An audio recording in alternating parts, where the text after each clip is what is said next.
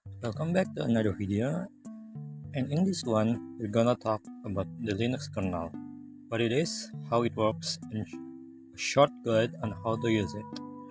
First of all, the terminal is a kind of graphical interface between the user and the computer hardware.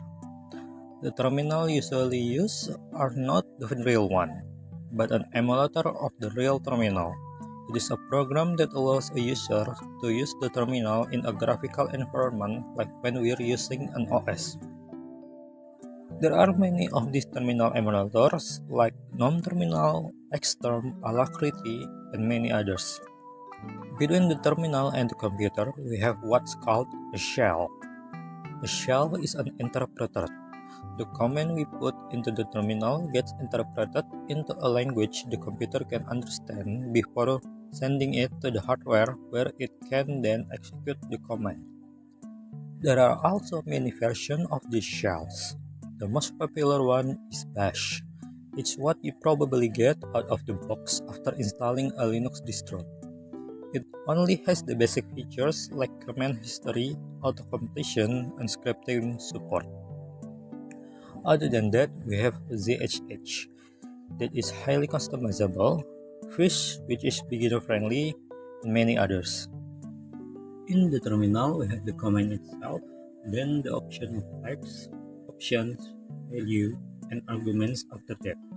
The command is usually a program that is executable.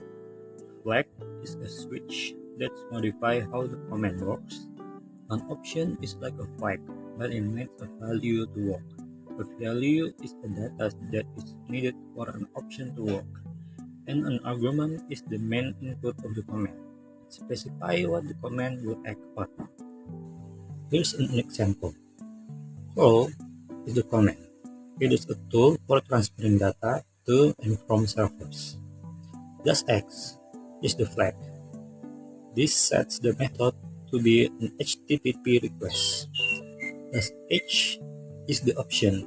It will set the header to the specified value. Then there's the value, and then http example.com is the argument. It means the command will execute on this file in the server. Lastly, there's also sudo, which is a command that tells the computer to execute the following command with root privilege, kind of like administrator mode in Windows.